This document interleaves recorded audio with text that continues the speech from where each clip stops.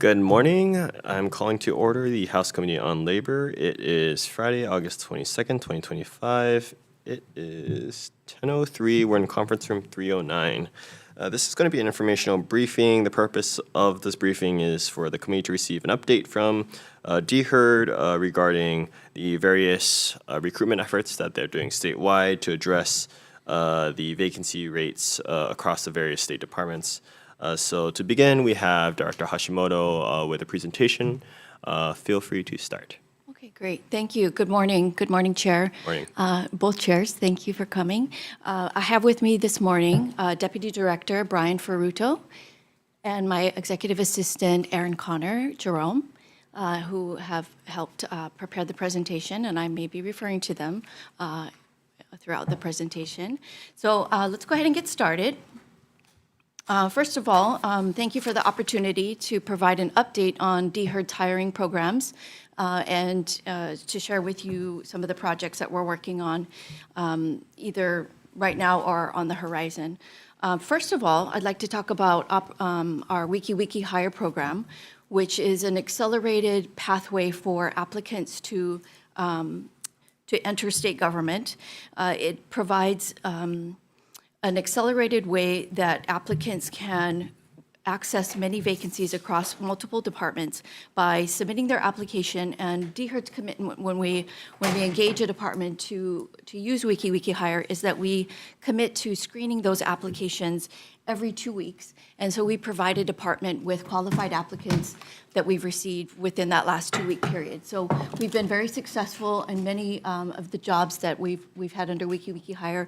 The first that we piloted was the Child Welfare Services branch, which is our social workers and human service professionals and child and adult protective specialists. And we've since expanded that to include engineers, office assistants. Now we're doing registered nurses and eligibility workers. So this is a program that enables applicants to apply, and then within a matter of weeks they get access to vacancies. They can, we give them a list of the departments that are recruiting for those jobs, and we empower the applicant to go ahead and reach out to the department to go ahead and schedule an interview. So there's no delay in waiting for a list or waiting to be contacted. It empowers the applicant then to go and contact the department directly. The next really exciting. Sorry, I just wanted to clarify, the 2-week period you said, so you're going to review them every 2 weeks. That means there's only maximum a 2-week gap between the application and getting the name to the department. Is that under the Wiki system? Yes, right? That's correct. And those are screened applications. So we know that the individuals that we're referring are qualified. Okay. So within that 2-week period, we do the screening and we send the names out.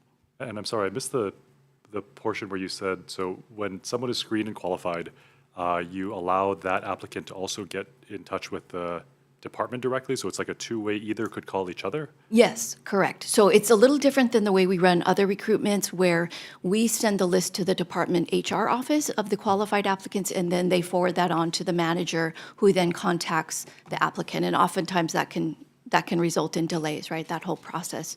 So Wiki is different in that we send the applicant a letter. We tell them you're qualified for example, Social Worker 3. These are the departments that are currently recruiting for Social Worker 3. These are the recruiters' names and contact information. Go ahead and call them and schedule an interview. So the very next day they can be interviewed.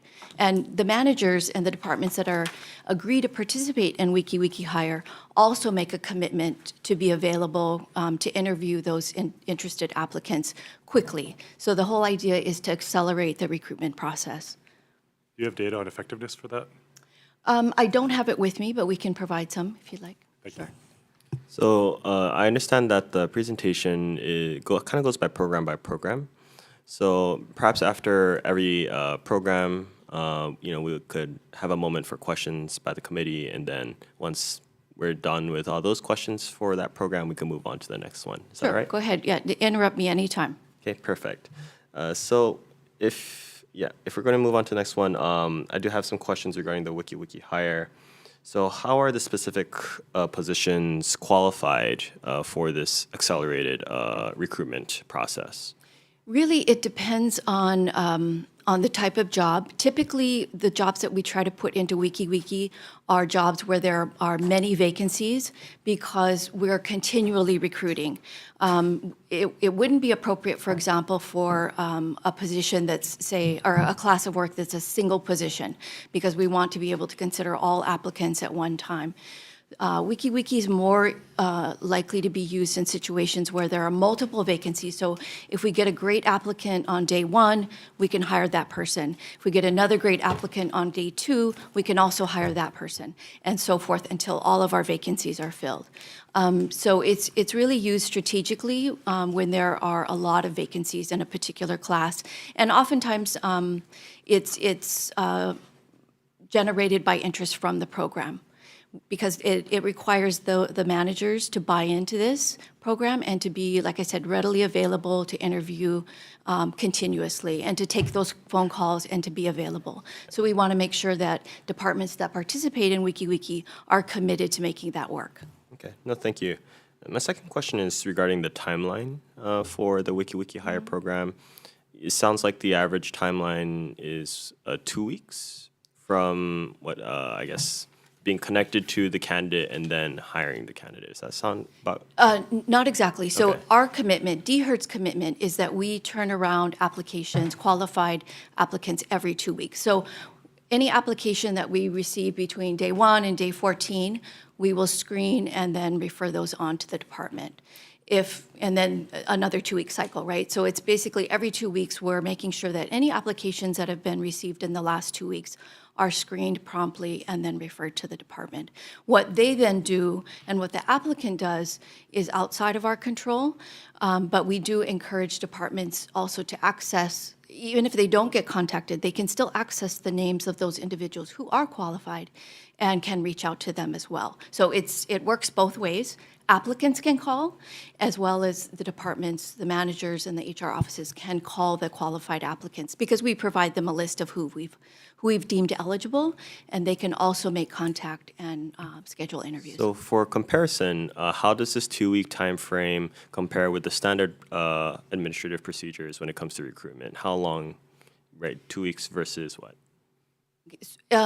That's tough to answer because it depends on how a recruitment is conducted. There are many different ways that we can set up a recruitment, and that part of our staffing's responsibility is to work with the department to come up with a recruitment plan.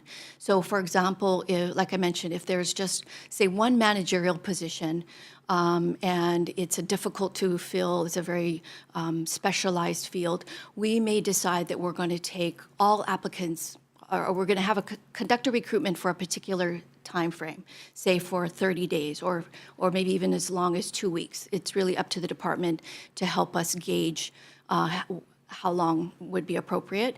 And so we'll wait that entire 2 weeks or 30 days before we close the recruitment. We determine who's eligible and we refer that list. So that's one way to do it. And it's kind of a time-specific recruitment. We can also do a recruitment where we take, for example, the first 25 or 50 applications. If it's something that we feel like we're going to get a lot of interest in, and we don't want to overwhelm the department, we may say we'll take the first 50 applications. So once our system reaches that 50, it will shut it down, and then we'll screen and we'll send the list to the department. So there's not one answer. It really depends on us working with the department to determine what the best approach and method to, and our historical knowledge and expertise in this area, what our history's been in terms of recruitment, and how we would do it. That wasn't exactly Chair's question, though. I think the window of time that you're accepting applications, I understand that can vary depending on the complexity of the job. Right. I think what Chair was asking was, after that window is closed, what's the period of time between reviewing those applications and getting those window closes,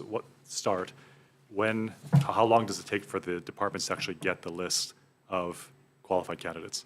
That also varies. The other type that I didn't mention was we can do continuous recruitment. So if it's a class of work where we have a lot of vacancies, we may just leave it open until the department fills all their vacancies. So in that kind of situation, it's just periodically, whenever there's a point in time when the examiner feels like there's an adequate pool, they'll screen it and send the list out. If it's one that closes, sometimes we do it very quickly if it's very easy to screen, and some take longer, unfortunately. We're right now working on getting completely caught up, but we do have a backlog of screening for applications. So maybe a better statistic might be, instead of taking them as chunks, because individual applicants don't necessarily care about everyone else in the field, and they don't know, and it's not really their business. But per applicant, how long does it take on average for each application to be reviewed and sent to the department? I mean, I know it varies some, but that's why we're kind of taking an average. It doesn't take, I mean, can you kind of give us a ballpark? It can take anywhere from a week to a couple of months. But how long does it normally take? I Because can't. the week and the couple of months, I'm assuming, are the outliers. We don't want the outliers. We kind of want to know what the I think bigger chunk at is this point in experiencing. time, we have a backlog, so we're working backward probably about 2 months. There are exceptions to that where we're able to send certain recruitments out very quickly, and those go out very quickly. I should also mention that when a department requisitions for a list of names, if we have candidates that we've conducted a recruitment recently and we have a pool of candidates, those names go out within 48 hours. So there is no waiting there. So it's when we have to open a new recruitment and take in new applications and screen those applications and determine who's qualified and then send those names out. That can take up to a couple of months. It doesn't always. Oftentimes it's very quick if it's easy to screen and we can get to it right away and we know it's a department priority, then we accommodate those kinds of requests as well. But I can't tell you that for everyone it happens within 2 weeks. Okay, I think so. I appreciate the clarity on that. It sounds like there's a lot of case by case, and I think this line of questioning goes down to a more fundamental issue of data tracking and metrics and how we measure the effectiveness of each program, whether it be WikiWiki or Operation Hire Hawaii.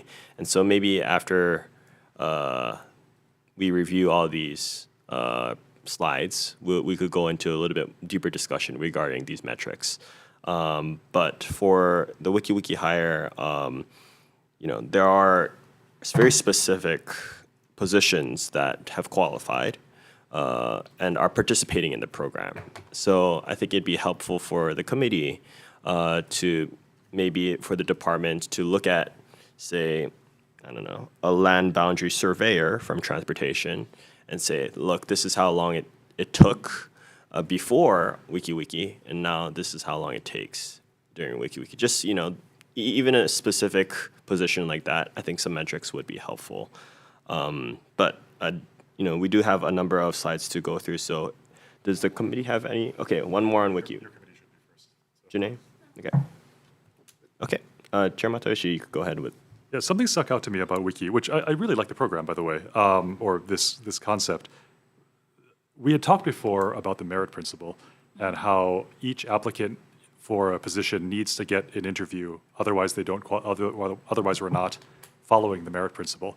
But this Wiki program seems to break that by allowing the candidate themselves to reach out to the department to get an interview, which maybe I'm assuming something.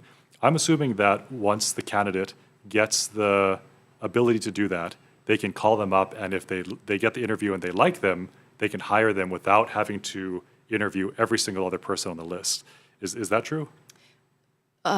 Partially. So first, let me correct that understanding. So departments do not necessarily have to interview everybody who's on a list. They can also use what we call culling criteria.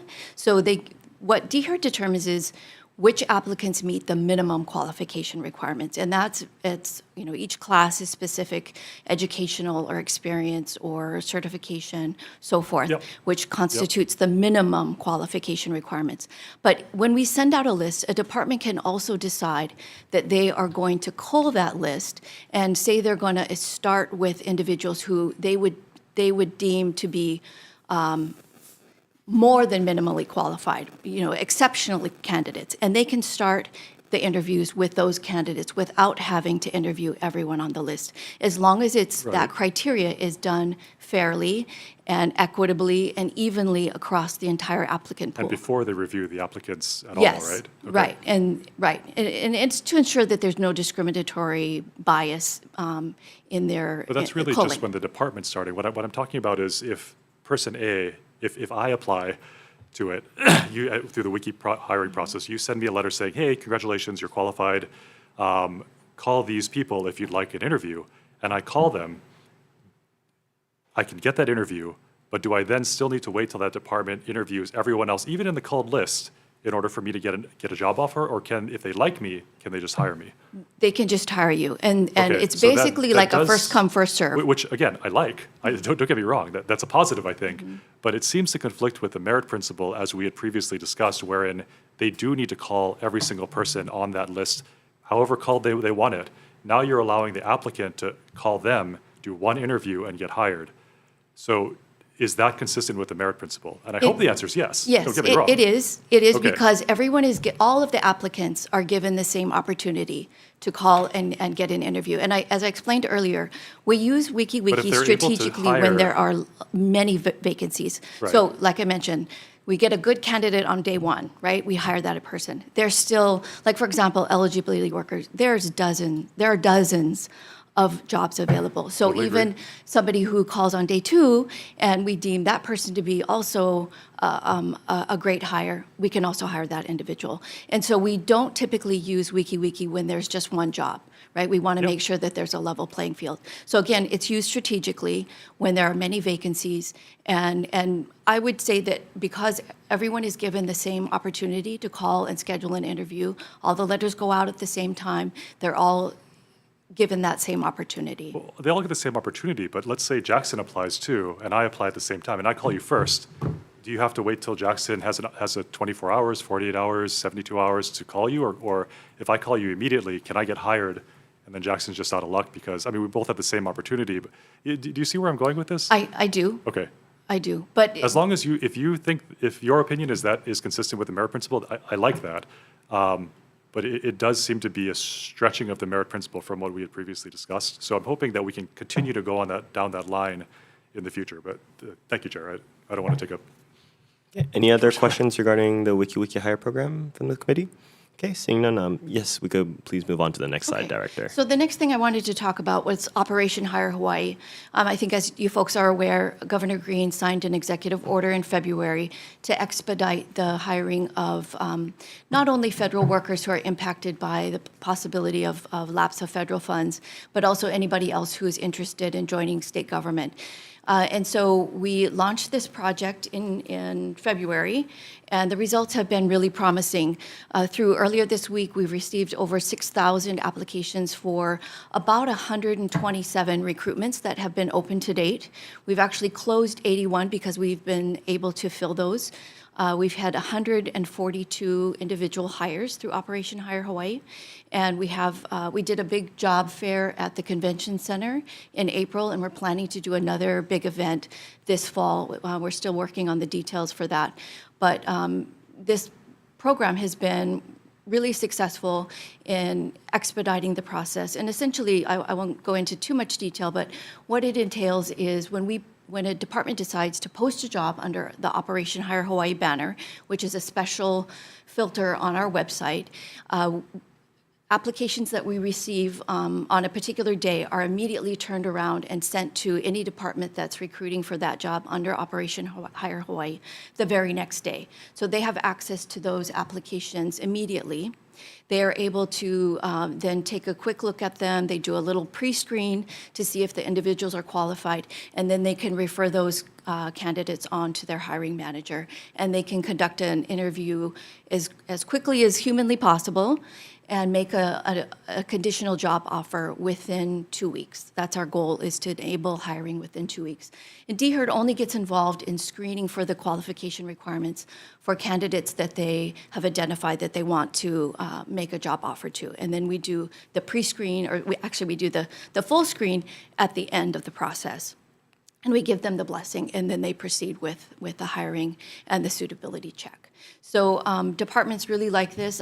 This next slide shows the number of requisitions by department that we have received for Operation Hire Hawaii and the number of hires that we've been able to identify in the departments. You'll notice that it doesn't include some of the hires. We're still tracking down where about 30 of the hires belong. We're working with the departments to remedy the disconnect there. But so by and large, you can see the Attorney General has made very good use of this program, as well as Human Services. They both have 22 hires, which is really promising. You know, it's sort of uncertain what will happen when the next federal fiscal year starts, so we plan to continue this project at least through early next year, and you know, continue allowing this as an option for filling. Did you have any questions about? Yeah, sounds like the program is going really well, so congratulations on that. I do have questions. So you mentioned another timeline again, something about 2 weeks. So it's your department's commitment to make that turnaround again in 2 weeks, similar to WikiWiki? Actually, most of the onus when it comes to Operation Hire Hawaii is on the department. Okay. So DHER's commitment is that we turn around the applications daily. So if an applicant applies on Monday, departments receive that application on Tuesday. And then it's their job then to contact the applicant, to schedule the interview, to conduct the interview, and make a hiring determination. They have about 12, 13 days. It's not a hard and fast rule. It's a little bit aspirational, but that's the idea, is that it allows for that hire within 2 weeks. Okay, and then DHERD, you said, does the final screening? Yes. After the interview is Right. completed? Okay. So their own HR office is doing a preliminary screen, though, because oftentimes when you look at an application or a resume, you can, if you're a trained examiner, HR individual, you can usually weed out the ones that definitely don't meet. And sometimes it requires an interview to decide whether the person does meet as well, right? You need to ask them a little to expand upon maybe perhaps something they put in their resume to see whether, in fact, they do qualify. Would you say the hiring process under Operation Hire Hawaii is faster than the standard procedure? It is. Okay. It is faster, but it also shifts the burden for doing a lot of the screening work and a lot of the HR work to the departments. So, you know, we're finding they're using it selectively when it's a critical job to fill or they have a lot of vacancies and they want to try to use Operation Hire Hawaii. You know, they don't use it for everything. We still have about 500 recruitments that are posted on our regular recruitment site that we manage in the traditional method. Okay. So, and I think you touched a little bit about this, but you're right. If this process under the EEO is, you know, faster and effective, then, you know, can we make this the standard procedure for recruitment? I don't believe that the departments are resourced to be able to do this for all of their vacancies. Okay. And there are a lot of advantages to doing recruitment centrally, where an applicant applies one time and we can send their application to all departments who are recruiting without having each department review MQs. So there are some inefficiencies with Operation Hire Hawaii, but the trade-off is that it's fast, right? So you have to weigh both of those characteristics. And the demographics of these applicants and consequently recruits, are they mostly individuals laid off from the federal government, or are they just, you know, the full spectrum? It's really the full spectrum. The recruitment is not limited to individuals who are impacted by the federal fund restrictions or former federal employees. Anyone can apply for Operation Hire Hawaii positions. So we're seeing about, I think out of the 6,000 applications we've received, about a third of those are individuals who have worked for the federal government or their last job was with the federal government. But so that tells you, you know, it's getting a lot of interest in other sectors as well. Okay. Thank you. Okay. Just general committee members, any questions regarding Operation Hire Hawaii? Or Garrett. Hey, Director, good morning. Good morning. How long is this EO in effect for? It does not have a timestamp on it. I think our original proposal to the governor was to pilot it for about a year. So that would take it through around February. I think we could probably extend it if there's interest and the departments want to continue. Okay, thank you. You note here in your slides that there were 6,149 applications received, yet only 142 individuals were hired. I think that comes out to about 2%. What happens to the other 6,000 or so applicants? Are they given any guidance as to other potential jobs, or are they just told no and then just kind of left to their own devices? We can refer them to other vacancies. So for example, if they applied for, pick a class, IT specialist, right? It was a really popular one early on. We got hundreds of applications for IT specialists. So we qualified those names and then we referred them out to other departments who didn't necessarily use WikiWiki initially, but we can refer those applications to other departments that are hiring. So you are making those referrals? Yes. Okay, thank you. Thank you, Chair. Okay. Okay, Chair Matayoshi.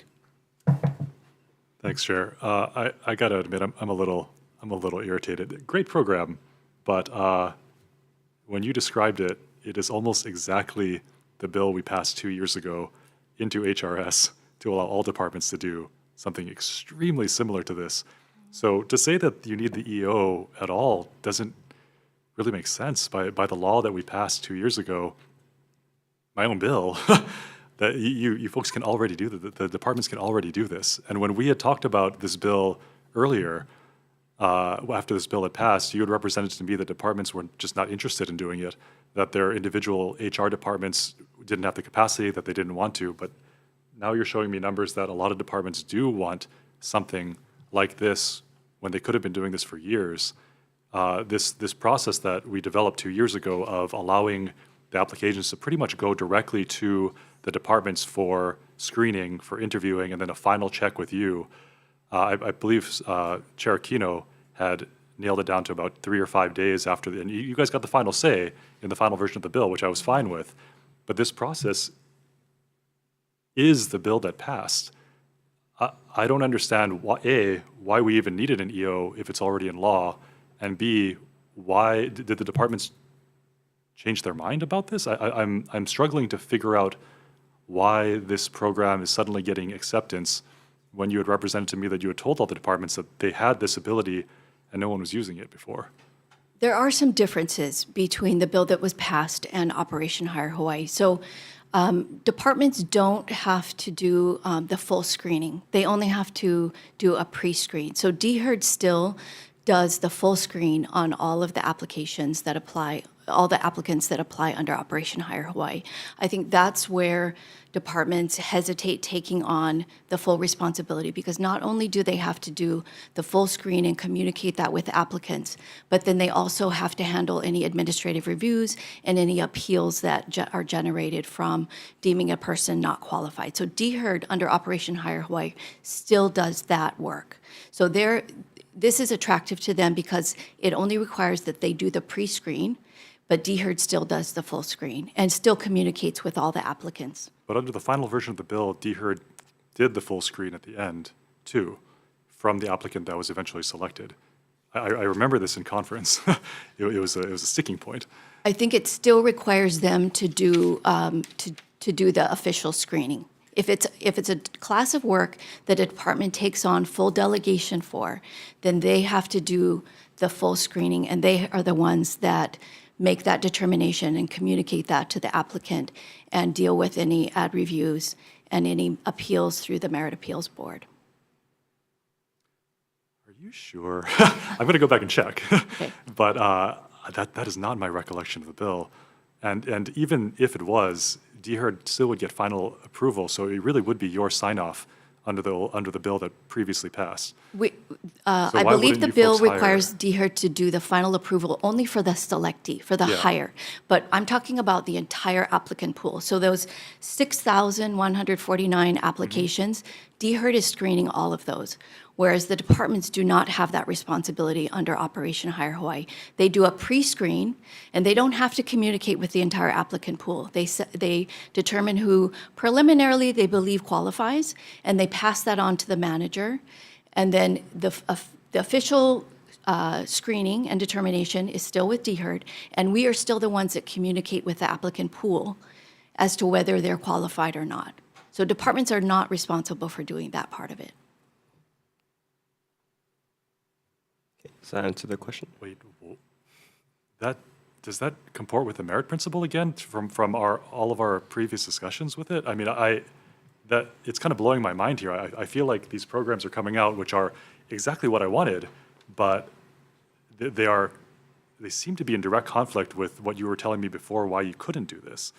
Right now, you're saying that the applicants are sent to the departments, and the departments are doing kind of a vague pre-screening and already can start calling these people for interviews without DHERD doing the full screening. Like, let's say that the three of us or the four of us went through this application process, and Jackson and I were selected in the pre-screen process to be interviewed. They interviewed us, but the other two, maybe Rep. Capella is determined that, yes, she is qualified, and Rep. Garrett, no offense, was not. Then would we have to go back then and interview Rep. Capella as well as the department? We'd have to give her the interview, right, under the merit principle that we had discussed. So how's that any faster?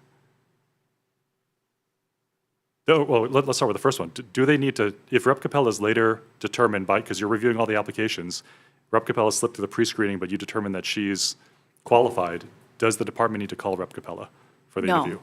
Even under our current rules, it does not require us to go back. If we later determine through the appeal process that somebody is qualified, even under our current rules, it does not require us to go back and consider that applicant. We consider them moving forward, but we don't go back and necessarily upset a selection. Okay, so in that case, under the bill that passed 2 years ago, the departments could do the exact same thing, right? They could make that initial determination, not the full one, like you're saying, and they could determine who they think is qualified. It's very akin to the pre-screening process. They interview, they select the person, it comes to you for final review, just like under Operation Hawaii. It seems like the exact same thing. We're just calling it different things. No, under the bill, they're responsible for doing the full screen. Right, When they take on delegation, they do all of it. And that's, I believe, what they're hesitant to do. And that's the feedback that I've received, is that they don't want to be responsible for all of it.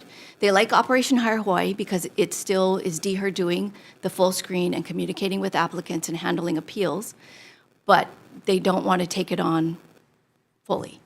Okay, I don't want to take up any more time, but maybe we can discuss this later, because it sure seems like, if not exactly the same thing, very similar to me. There are similar elements, for sure. Okay. But the amount of work that comes with screening all 6,000 is, I think, a deterrent for many departments to want to take on responsibility for that delegation fully. Okay, maybe we can discuss later what the difference between pre-screening and actual screening involves, but sorry, Chair, thank you. No, sounds good. All right, Okay. Rep. Capella, any questions? There's a lot of different programs, so I just want to clarify for my own understanding. If someone, say they make it through the pre-screen and they've made it to the system, but the department's already hired someone else. In all of these, whether it's Operation Hire or like the WikiWiki program, will you refer that person to a different department that also has openings? Or similar to like what Chair was asking, does the buck stop there with that person? No, they do become a part of the applicant pool that's deemed eligible. So any other department that comes in and says, we're recruiting for whatever, say accountant 3, right? Initially, we thought they didn't qualify. Through the process, we determined, okay, they do. So we put them on the list. Any other department that comes in and asks for a requisitions, a list for accountant 3, that individual will be referred moving Okay. forward. Okay. And I believe correct me if I'm wrong, but I think their eligibility stays for a minimum of 3 months. It could be longer depending upon if we recruit again within that period. And then that applicant is made aware that they're eligible for the next 3 months if they don't get that position, Yes. and then they would then have to reapply. Right, yes. Okay. Yes, so they're made aware, we communicate with them via our software that they've been deemed eligible and how long their eligibility is. Okay, thank you. Thank you, Chair. Yeah, thank you. Any other questions on this program? Okay, seeing none, we'll move on to the next, believe that's NeoGov. Okay, so some of the things that I wanted to highlight for you today is some of the programs that we're embarking on. Either we've started or are in our up for consideration. The first of which is NeoGov Attract. So I think you, Chair Matayoshi, we had discussed this before about using our software to communicate with applicants and to be more personal in our communication.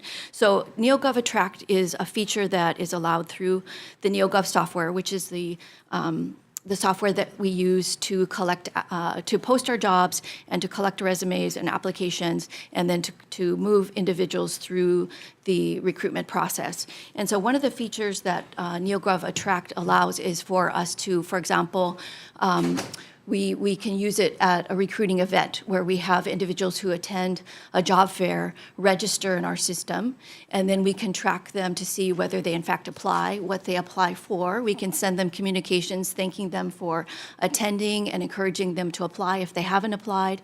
We can also see what they're applying for, and we can also tap into the database that NeoGov has, because they're used by many other government employers in Hawaii, city and county, judiciary, DOE, I believe HHSC. We all use the same software, so we can tap into their database of individuals that they maintain, and then we can communicate with them and encourage them to apply for a vacancy that we think they may be interested in. If we see that they have, for example, a degree as a registered nurse and are licensed, we can communicate with them about our opportunities at Hawaii State Hospital or within the Department of Health and Public Health Nursing and so forth. So this is exciting. We first piloted it in April, and we used it at the job fair at the convention center, and our staff has been really pleased with the results and the flexibility that it affords. The nice thing about NeoGov Attract is that the departments can also use it. So we haven't rolled it out to the departments yet because we're still using it under a pilot agreement. In fact, the pilot has recently expired, but we're intending to pursue a contract with NeoGov to enable us to use all the features of this and to roll it out to the departments moving forward. So this is an exciting new tool that we believe will help us fill jobs. Any questions about Attract? Why don't we take in the NeoGov auto screen Okay.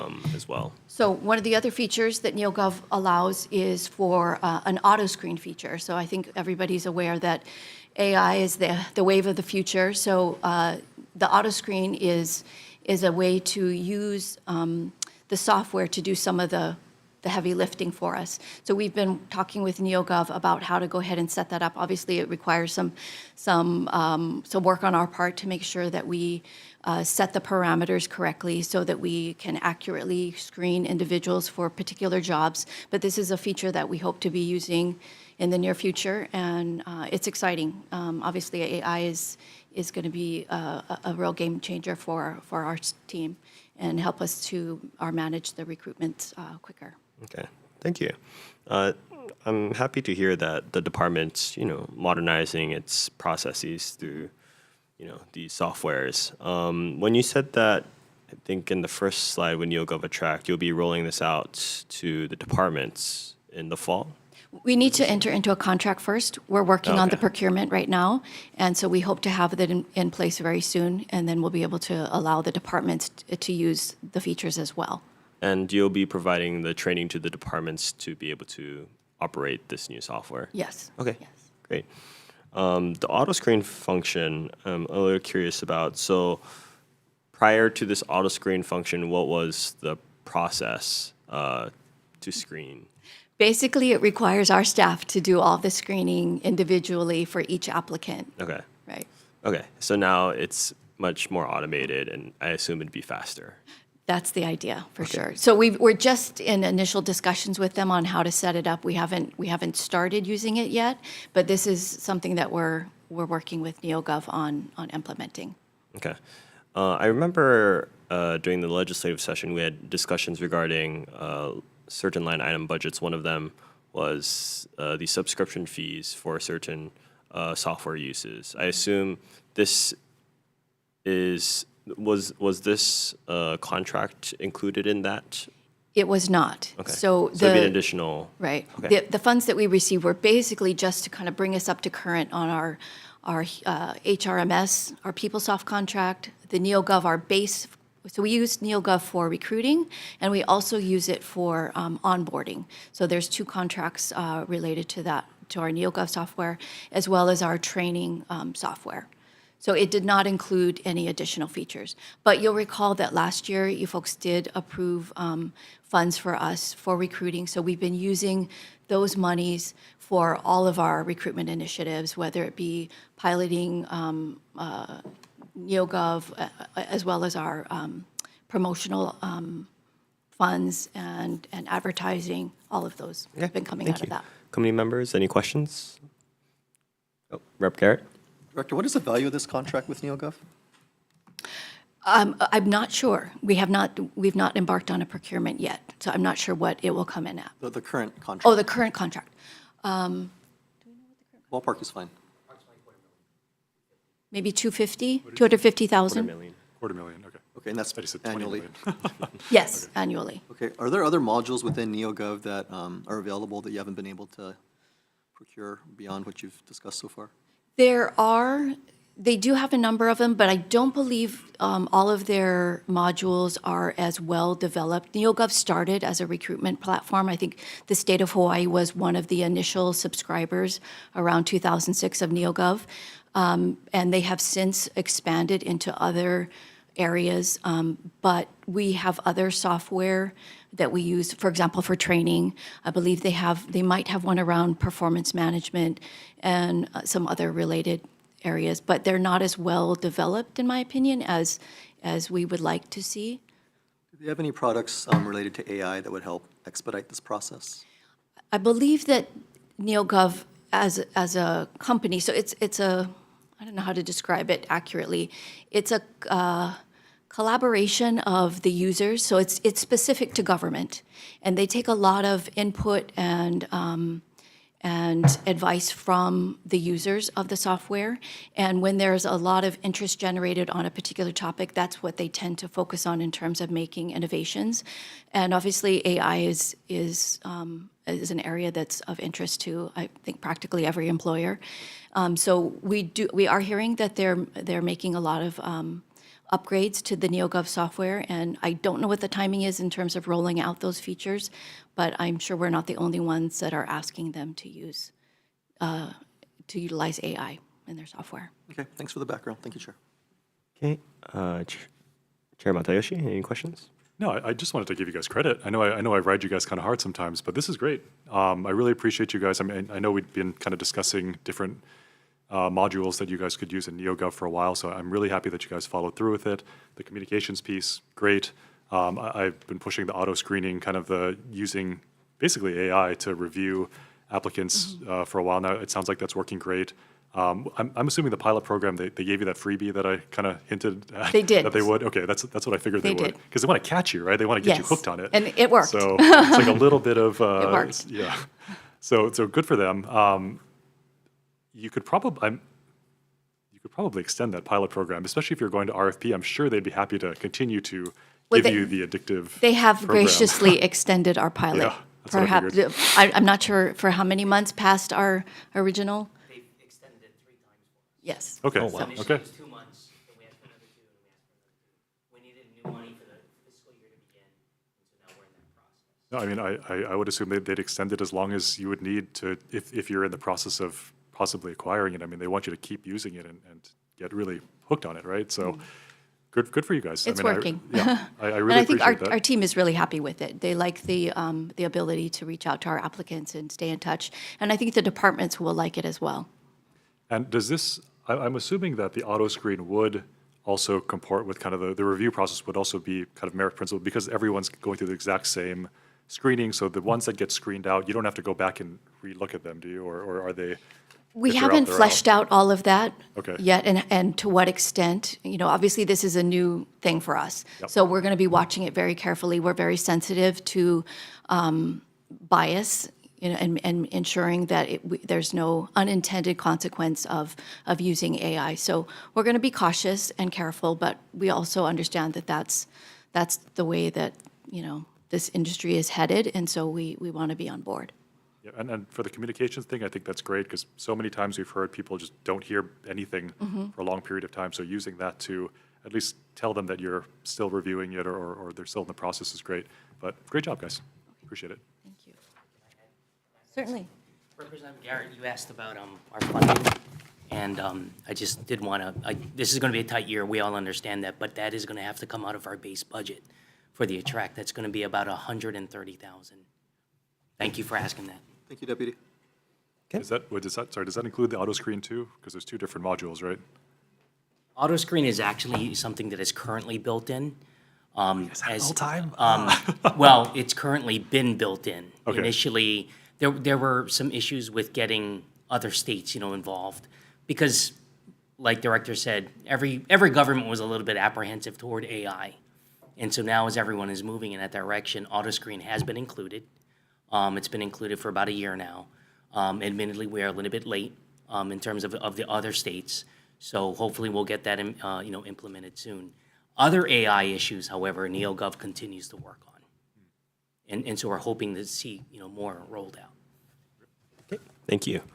Okay, seeing no other questions regarding NeoGov, Director, we could take the next, I think, 4 slides together. This is the LinkedIn, past job fairs, upcoming job fairs, and advertising together. Okay, great.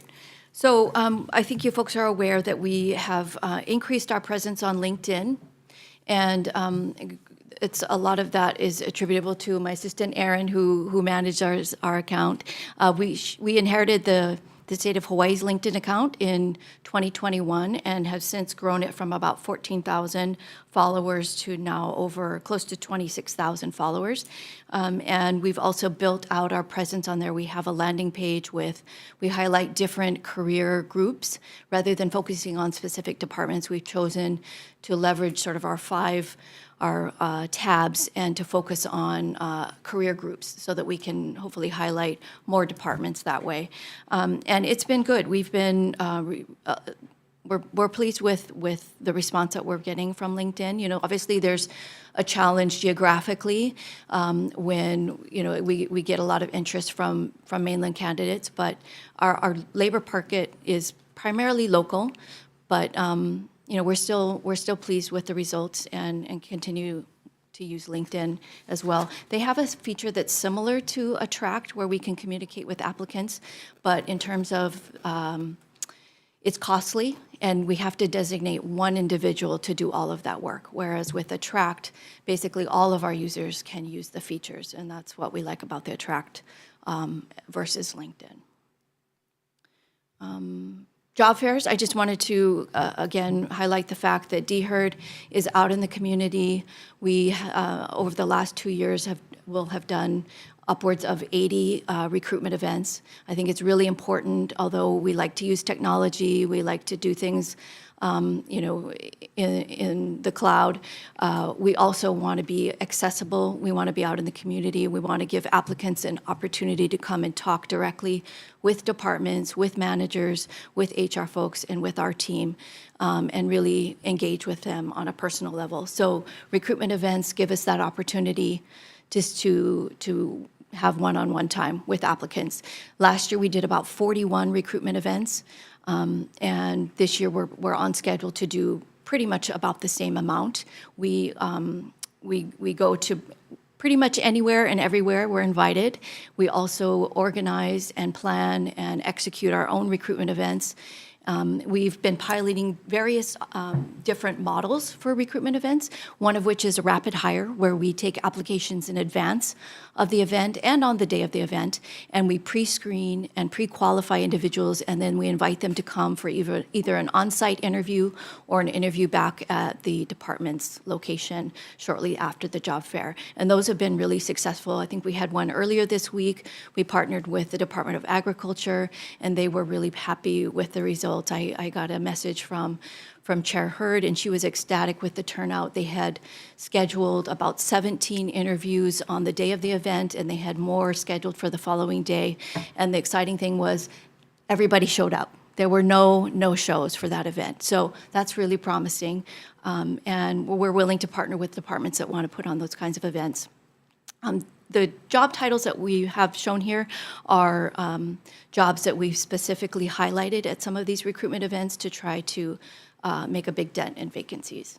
And professional trainees is a particular class. It's like the entry level for professional series. So individuals that apply for professional trainee, we can then refer them out to any department that has entry level professional jobs and want to consider those applicants.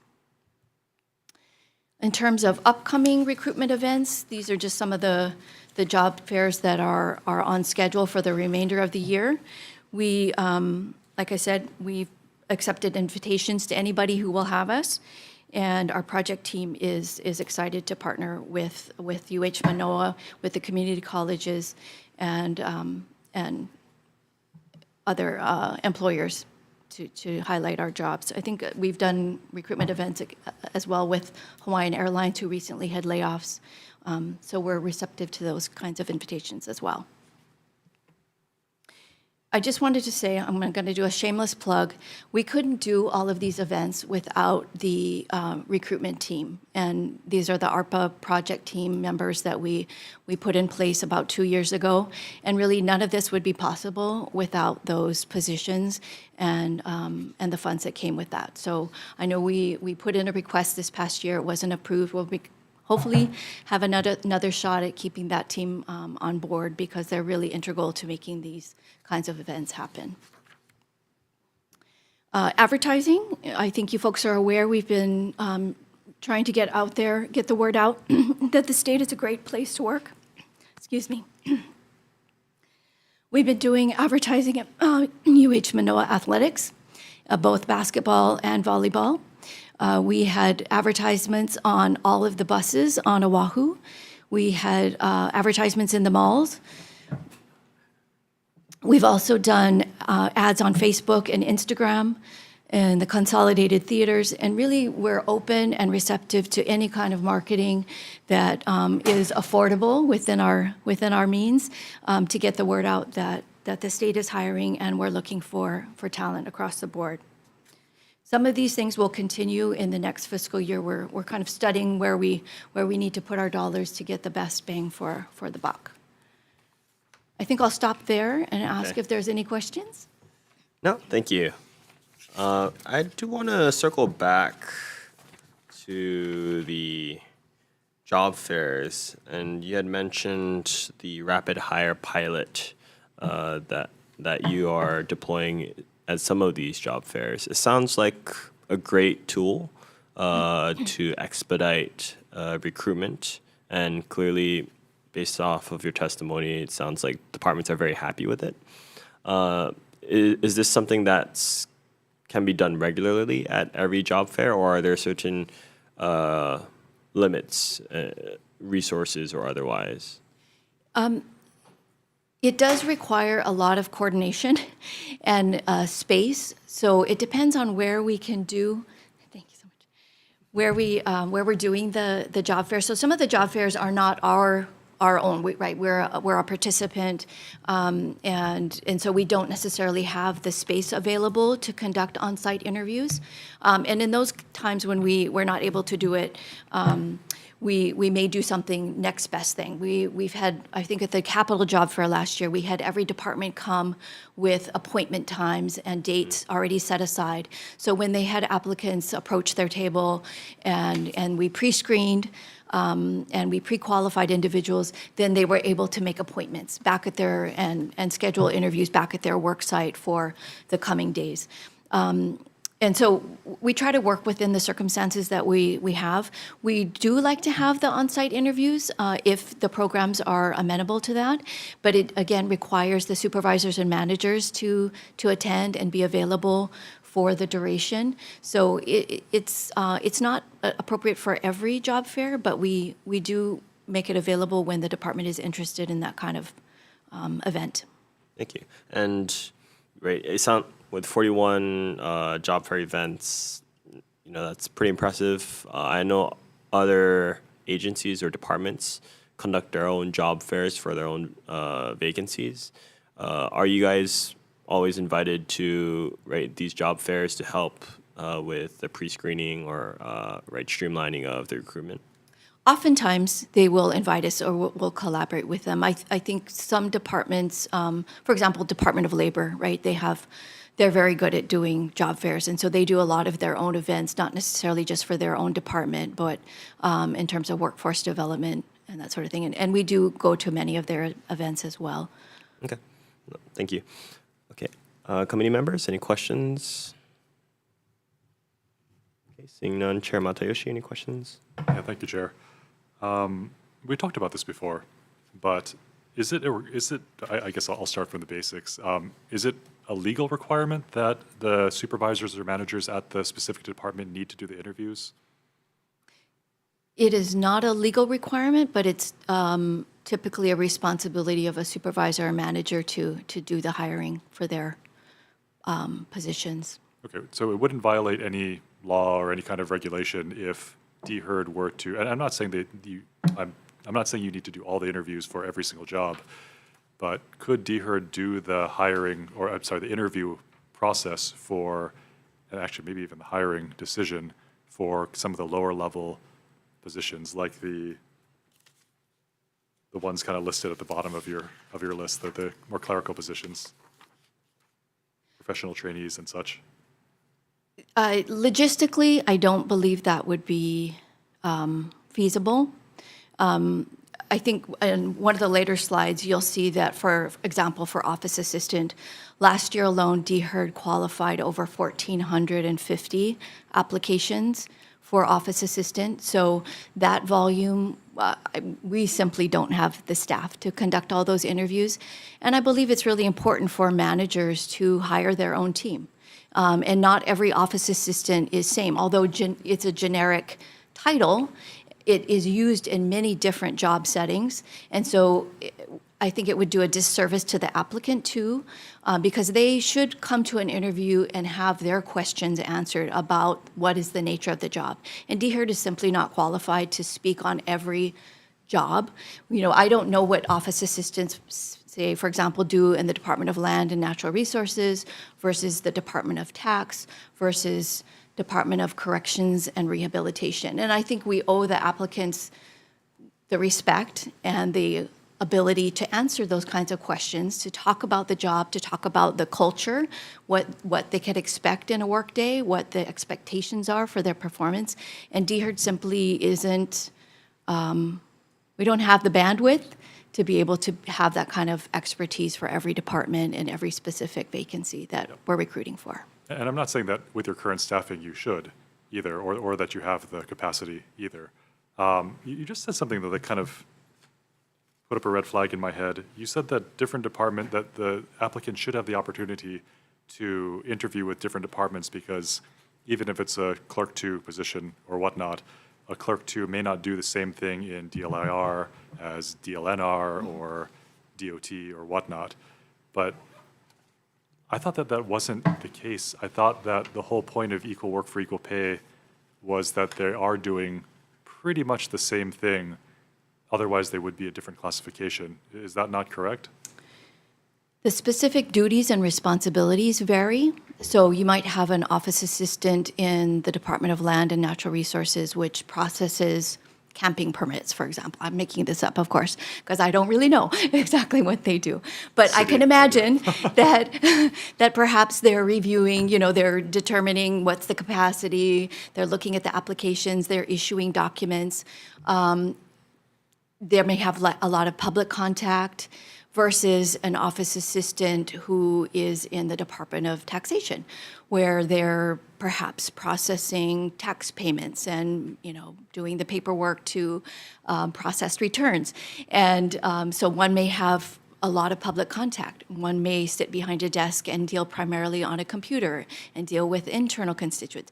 I don't know, but across the board, when we look at the classification of an Office Assistant 3, we look not specifically at, when it comes to classification, we're looking at comparable scope, complexity. We're looking not at the specific duties, but we're looking at how they fit into our classification system, whether they're a working supervisor, whether they're a trainee, whether they're an independent worker.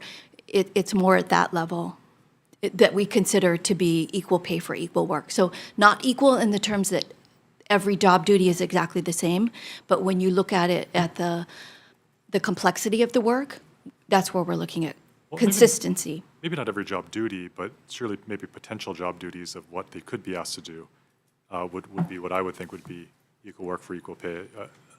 That's kind of an aside because again, I agree with you on that. I think that different clerk twos in different departments might do very different things. But in that case, can they then be paid differently? Because that sounds like they're doing very different jobs to the point where someone may not even want to do one job versus another, even though it's the same qualification. So should we have more flexibility in pay if someone is going to be, I mean, I would assume that certain departments have a harder time hiring certain classifications that other departments may have an easy job hiring clerk twos, whereas certain departments just have more responsibilities, different kind of responsibilities, same clerk two position, but no one wants to do it because of X, Y, Z. Shouldn't we give them more flexibility then because the job is different? So not in terms of their classification. Their classification is. But the classification determines is- pay in a lot of things, right? Yes, but it's Okay. not the only determinant. So if a department has recruitment challenges, say they have a difficulty filling a job because of some criteria or some characteristic of that job that makes it less desirable, there are other compensation tools available to them, like shortage. We have a shortage differential, which is used when we have recruitment challenges. So the base pay should be comparable, though. That's where we look to ensure that there's equal pay for equal work, is we look at the duties and responsibilities, the scope, the complexity, the nature of the work, and we try to make sure that there's consistency across civil service. But there are, like you said, there are characteristics of certain jobs which make it difficult to recruit and to retain. And in those instances, we have other pay programs that we can employ that are not related to the classification, that are independent of that classification analysis, that allow us to increase the pay to try to attract candidates to those difficult to fill jobs. So I'm familiar with the shortage program and I agree with it, but certain jobs have been under shortage program for decades, I want to say. I mean, the shortage program is not, it's meant to be temporary, but can we both agree that sometimes it's not? True, and if it's, you'll probably, might be aware that we had a long-standing issue with engineers, for example. That was for like 50 years, we had Yeah, shortage. that's exactly That what I was was that was the long-standing, I think, the class of work that had the longest-standing shortage issue. And so we actually we worked with HGA to set up a separate salary schedule. So it's no longer on shortage. We just have a separate schedule for engineers because that seemed to make sense. Other classes of work don't have the same historical issues like we had with engineers. They sort of seem to come and go, but that was the most pronounced one for sure. There are also other recruitment incentives that a department could employ, although departments have not really taken the advantage of it. We also have flex hiring, where a department can hire up to the midpoint of the salary range for individuals who are well qualified. They don't have to start at the entry rate. And that's up to the department to decide whether they're going to use flex hire or not. Okay, thank you. Thanks, Chair. Yep. No further questions? Okay. Director, we could take the next 3 slides together as it all relates to the classification systems Okay. and the study. Sure. So I think it's no surprise to you folks that one of the other challenges that we have in filling jobs is making sure that the minimum qualification requirements and the classification system itself is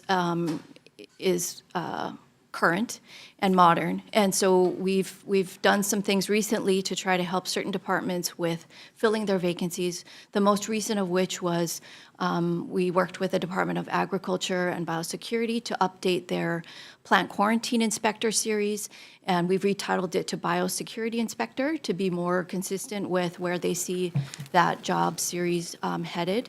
And we've also broadened the minimum qualification requirements to remove specific coursework requirements, which you can imagine if if our minimum qualification requirement said you had to have taken specific courses in order to be qualified, that puts a tremendous amount of work on our staff, because we have to look at every applicant's transcript, and it requires the applicant then to go find their transcript or get it from their educational institution and provide that. So by removing those specific coursework requirements in favor of degrees or substitutions, we believe that will help broaden the applicant pool. It will empower the department to flesh out the individuals who are most qualified through the interview and selection process at the departmental level. So it kind of shifts the responsibilities to them and allows them to consider a broader applicant pool. Some other examples of recent changes to qualification requirements are natural resource management specialist, park caretaker, our state airport's fire chief, our foster grandparent program manager, and farm manager. So this is just a small sampling of recent changes, but really the bulk of this work we hope to accomplish through the classification and compensation study that you folks funded this last session and that we're getting working on. I'll talk more about that. I have another slide coming up. Other recruitment strategies, we've recently retitled the Secretary Series to Administrative Assistant to align it more with job titles in the private sector.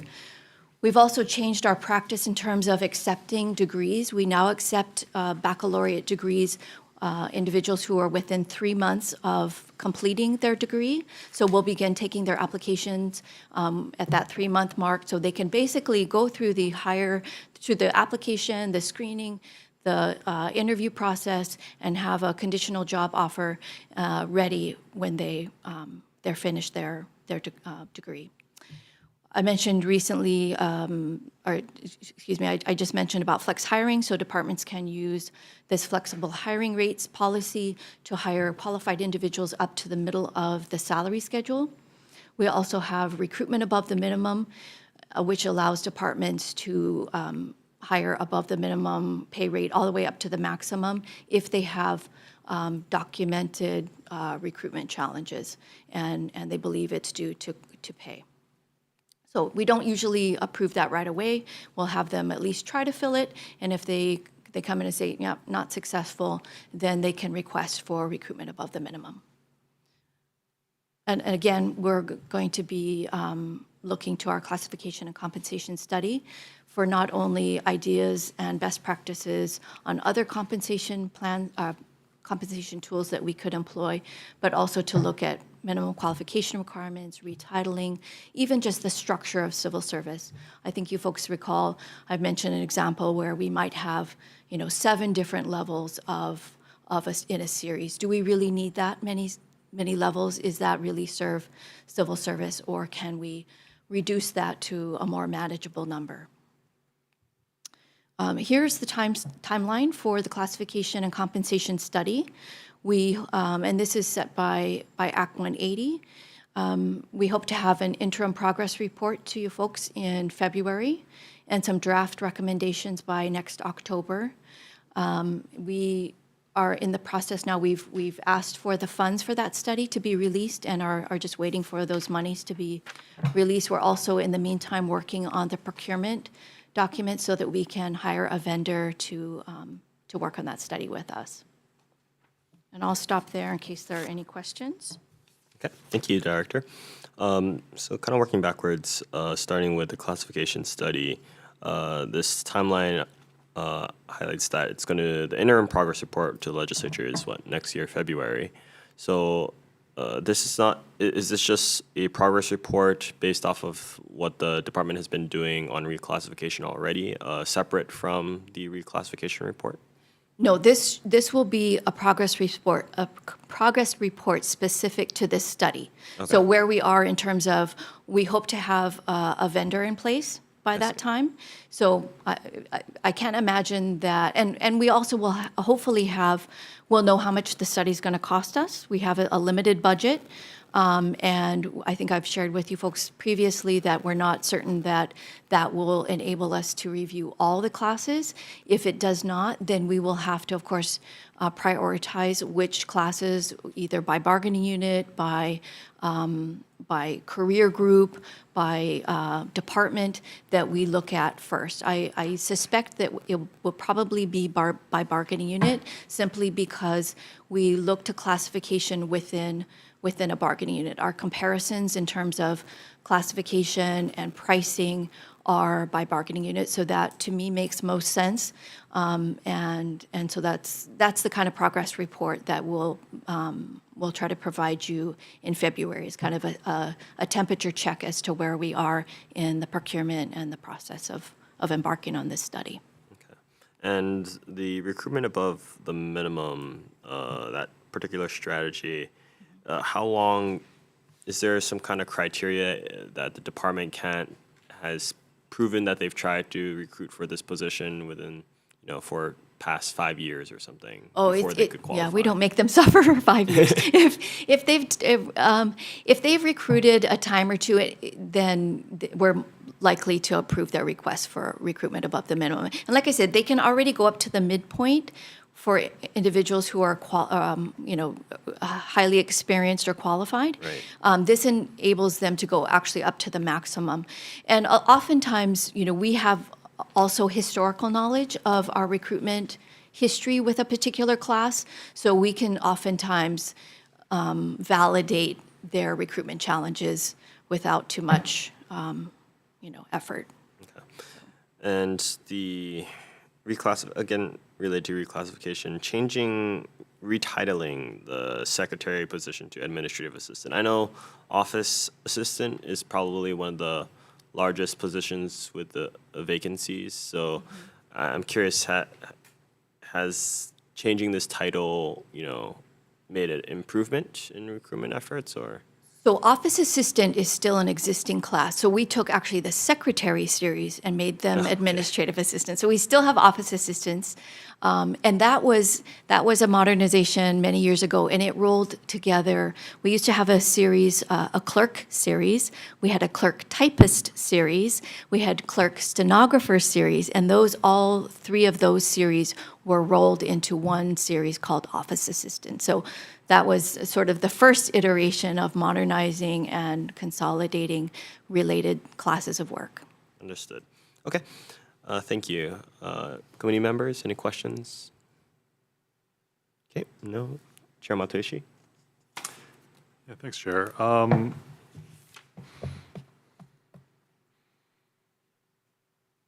It seems like you are giving, which again, I agree with, you're giving some flexibility to minimum qualifications and substituting certain things for other things. Or maybe not, maybe that's unfair. In your review of minimum qualifications, it looks like you are taking certain certifications, degrees, whatnot, class requirements, and kind of rolling them into other things that might also satisfy the same requirement. Is there any flexibility you can give to departments themselves when they're reviewing the applications to make that determination that 5 years of experience is kind of the same as such and such certification or whatnot? Because to me, I kind of trust the departments. No offense to you guys, but they know their business. If they're hiring a specific job and they know what the field is and what requirement, what would be safe in the field or whatnot, I'd kind of rather allow them to make the determination of, yeah, I'd rather have a guy with 20 years experience than a guy fresh out of college with this degree kind of thing. So what kind of flexibility can you give departments to make that kind of determination? So departments have a lot of flexibility. So I think I mentioned earlier, DHER we work very closely with departments when we set up the minimum qualification requirement. So DHER did not decide, for example, I'll go back to this biosecurity inspector. We didn't unilaterally decide to remove coursework requirements. That was several meetings with subject matter experts in the department and with the director to decide how to move forward. And again, those are minimum qualification requirements, right? So we're just determining minimum qualification requirements, and then we send all of those applicants who meet MQs to the department, and they conduct the interview, and they decide who's best qualified. So if they have a candidate with 20 years of experience who, shines in the interview, who is heads and tails above the other candidates, obviously that's going to be their pick, right? But and so they have a lot of control over who they hire. We're just determining based on their criteria where that minimum qualification requirement cutoff is, and we have to balance the needs of the department without also creating unnecessary barriers to entering state government. So we're looking at classes and series that are below that. So we want to be able to provide a career ladder.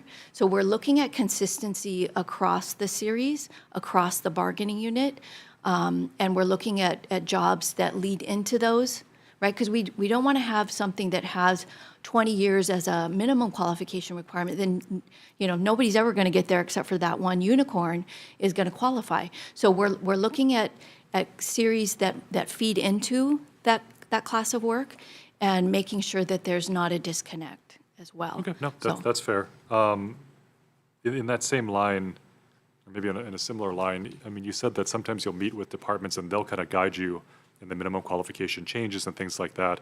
Has DHERD ever just sent out a survey to the departments to ask them, okay, which jobs are wrong right now, and what would you suggest the changes be? I mean, each meeting, it seems like it's taking a lot of time to meet with each department to do one job or maybe a couple of jobs. Can you just gather all that data all at once by just asking them? I mean, I feel like a lot of departments have. It's actually part of our current policies and procedures that departments are tasked with continually assessing whether the minimum qualification requirements are appropriate for their jobs. So if it's something that's specific to that department, they can come in at any time and ask for a minimum qualification change. And we have a process, we have forms that they complete and tell us, what is not appropriate anymore, what they want to change it to. They can do track changes, we accept that, and they can show us what they want to strike out, what they want to add, and we consider that. We work with them to make sure that the language is appropriate. We might consult with other subject matter experts. It really depends also on whether that class of work is found solely in that department or whether it's, say, in every department. And if it's in many departments, then we, of course, bring those departments into the conversation as well so that we decide collectively what's the best approach moving forward. But departments, they're aware of this. Their HR offices know this is part of their responsibility to look at MQs and to reach out to us and to propose changes when they're appropriate. Yeah, I just think nothing motivates like a deadline, including in this building. Obviously, if it's an ongoing basis kind of thing, there may not be an urgency. They can just kind of, but if you made a push instead of deadline, I'm just thinking for this giant MQ project that you're about to do, getting department feedback beforehand and saying like, okay, if you want your things considered for this huge push that we're doing, get us information by such and such a date on the things, and then that might motivate people to actually do it. Because I'm in talking to you before, I don't think very many departments use this kind of ongoing, I mean, not to the extent that they complain to us about, at least, to try to update their job qualifications. But because we allocated money, because you're about to do a study, because we're about to make this push, I would just like you to consider at least putting a deadline on departments to say, hey, if you guys have MQs you want to change and you want it to be part of this big push, we have resources to actually make it happen now, get us this information by such and such date and just kind of see what comes back. I foresee that will be part of the conversation, that we'll certainly ask the departments for feedback, what are their highest priorities. But really the review is to look at everything. So I certainly anticipate that they'll be included in the conversation. And we'll be essentially relying on them for their recommendations as well. So yeah, I just figured we could get started a little earlier. But yeah, thanks, Chair. Seeing no further questions regarding this issue, we could move on, I think, to the final one is regarding the vacancies, the annual report on vacancies. So I wanted to highlight just a couple of things for you. And I think the most promising and encouraging statistic that we've recently become aware of, I think it's no surprise since I've been director, you've heard me emphasize time and time again that our highest priority is filling our vacancies and moving the needle.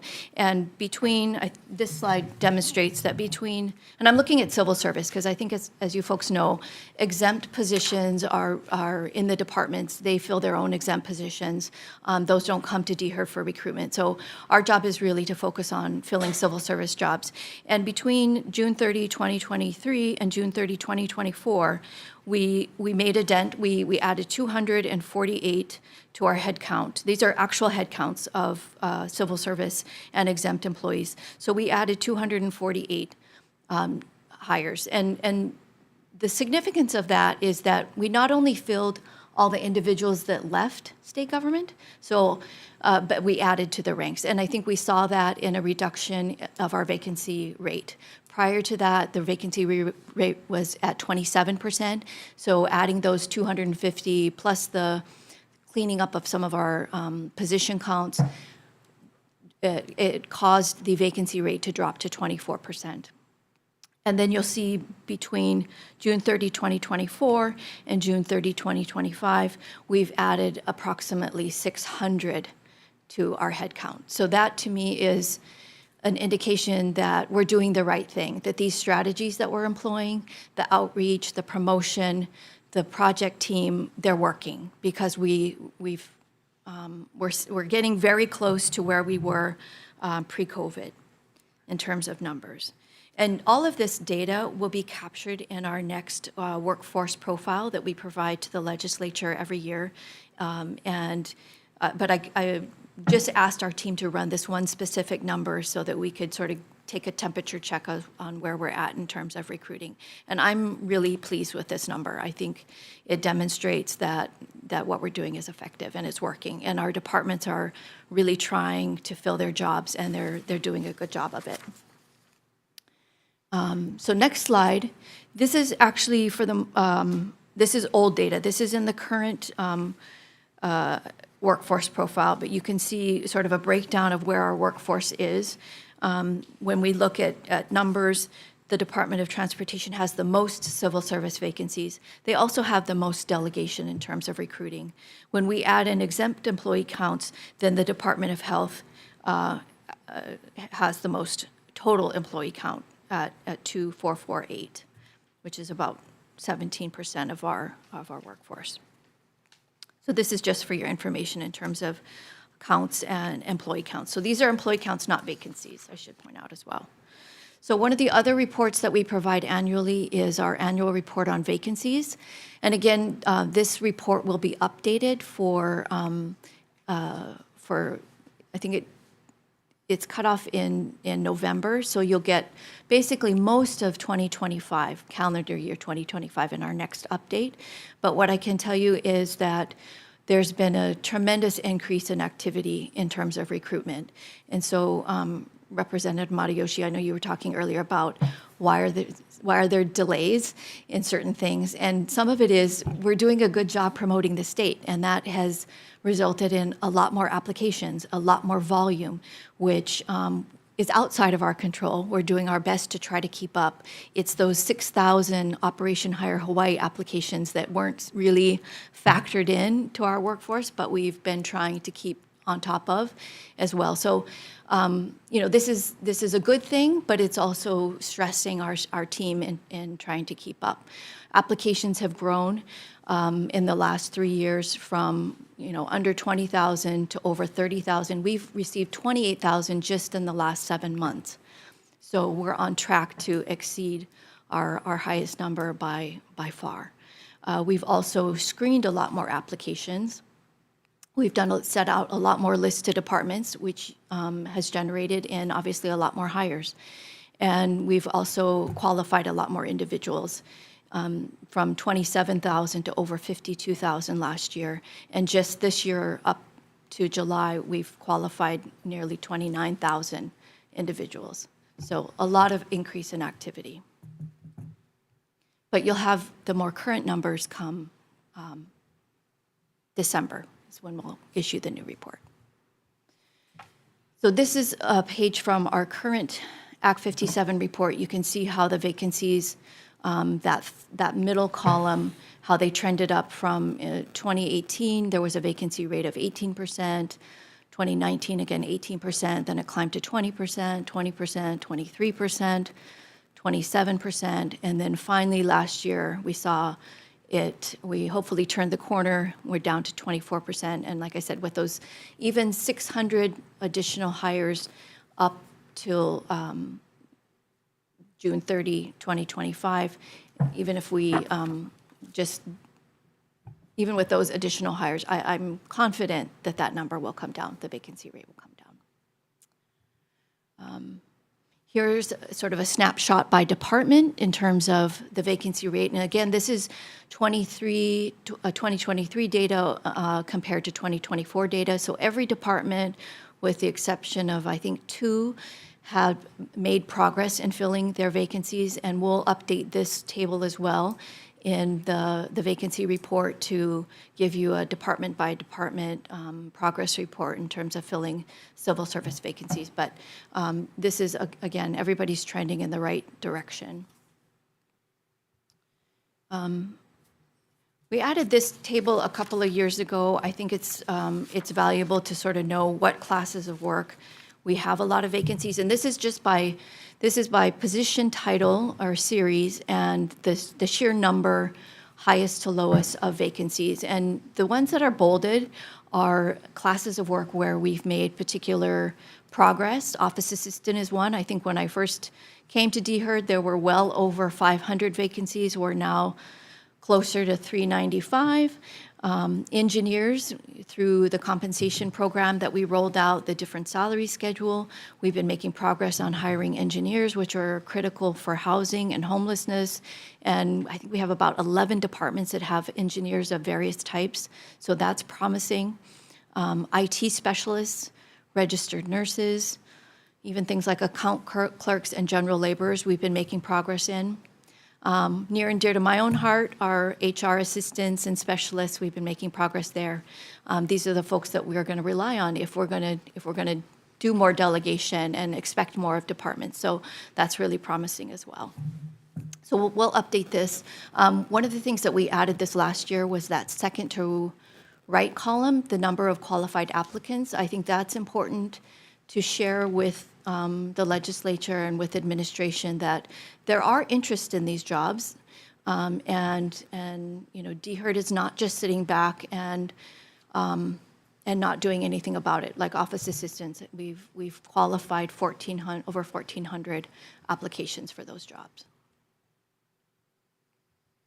The next slide, maybe I should stop there if there's any questions about these reports. Any questions? Yeah, why don't we stop there? Okay, so these numbers again are pretty good indicators that, some of the success of the programs that we've mentioned before. And maybe this goes a little bit back to the issue of metrics, right? I think these vacancy numbers are one metric. I think the metric that I'm interested in is the timing, right? The timelines for how quickly can we basically recruit and hire these applicants. Does the department track that kind of data? We do not. Okay. We are not able to capture the data at the departmental level because I think most of you are aware that departments initially try to fill most vacancies internally first. So oftentimes a vacancy represents a promotional opportunity for their own employees. So typically a department will post that vacancy internally and allow their own departmental civil service employees to apply first and be considered first. And only if they can't fill it internally, then they'll come to DHERD and they'll ask us to do what we call an open competitive recruitment to the general public or to other departments. So there's time spent first with the department trying to fill that vacancy internally. Sometimes they're reclassifying that job, or they're updating the position description, or they're undergoing a reorganization. There can be other reasons why a vacancy is not being filled right away. So DHERD only gets involved when they requisition names from us that represent a recruitment at a statewide general public level. Yeah. And then once we send that list of qualified applicants back to the department, again, it's back in their kuleana to then reach out to those candidates, schedule the interviews, make a hiring decision, and fill Yeah. it. So no, I recognize that this whole recruitment process isn't, only DHERD's kuleana, that there are a number of moving components, other departments, the applicants themselves. But I think for me, when I'm trying to evaluate the efficacy of a program, at least that's a program initiated by DHERD internally, I like to see some measure of success. And if that measure of success is, number of vacancies going down, that's great. But obviously, there's a number of components that could factor into that. One of those factors I feel that is important is how quickly can DHERD, pre-screen or screen these applicants and get them to departments. Now, that's not to discount the responsibility of the departments that need to interview these applicants as well. But again, maybe logistically and resources are limited, and so it might not be possible or is it possible to track internally within DHERD how quickly these recruitment processes are, how long they take? Yes, we can track that. Okay. Now, if, maybe by next session or, by next session, do you think you have some data on that, the timing of these processes? We can certainly try, yes. Okay, I appreciate that. Thank you. Committee members, any questions? Representative Garrett. Directors, can we focus on your department for a minute in terms of vacancies? Sure. You have 89 budgeted positions, 72 filled, 17 vacant. What are the 17 vacant positions right now? Actually, this was old data. So this was as of November of 2024. I don't have it with me right now in terms of our vacancy. I think we're probably close to that number, though. We've made progress, and actually our total position count is now closer to 100. But I think we still have about 17 vacancies. Is that positions that were loaned to you folks when you say you have about 100, or is that all? Those are all budgeted DHERD positions. Okay. And the 17, is that cut across each of your divisions, or is it concentrated in one area? It's pretty much across. I know we don't have any vacancies in our Labor Relations Division. We also don't have any vacancies in our EEO division. I think we have maybe a couple of vacancies in staffing. We've had some kind of internal movements. We have a number of vacancies in our claims division, which manage workers' comp claims, but we're making progress there. We also have a number of positions, vacancies in our employee relations division, which is about 5 different programs: classification, compensation, benefits, transactions. I know I'm What missing about one. staffing? So staffing, I think we just maybe have 1, maybe 2. Okay, you made a reference to your team is doing a lot of things like Operation Hire Hawaii, things that weren't typically expected of them. Do you feel like you have enough staffing as it is, or could you benefit from additional resources? I have to ask. We could always benefit from additional resources, but we recognize that resources are limited. I think if I had to prioritize something, I would prioritize our recruitment team, the ARPA project team, because I think their work is showing that it's effective, right? We've not only replaced all the individuals who've left state government, we've added 600. And I know how hard that team works. I know all of the creativity and the energy that they bring to recruitment team, and they work really well with our examiners. They are good about collaborating, and they work well with the departments and trying to prioritize their needs, and partnering with them on setting up these events, like the one that we just did with the Department of Agriculture. And I think if we lose that team, I don't want to see us lose momentum in filling jobs. So if I had to put prioritize something, it would be that team. We also have a couple of positions in our employee transactions unit that are critical, will be critical for different reasons. You know, I know you folks are aware that the state is embarking on a enterprise financial system, and one of the really critical elements of that is how do we make sure that our systems talk to each other.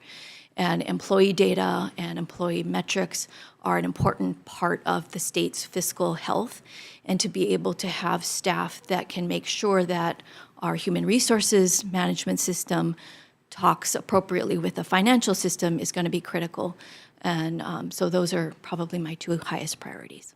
Okay, one more question, Chair, if that's Yeah, okay. please go ahead. I know the focus of today's briefing is really on recruitment and the vacancy rate. Can you just speak briefly as to what you're doing to retain the employees you do have? So I think we do have a slide coming up, if I could maybe speak to that in just a second, about retention. But in answer to your question, I think in terms of our other vacancies that we do have across the department, all of our managers know that that is one of my highest priorities. We talk about it every time we meet.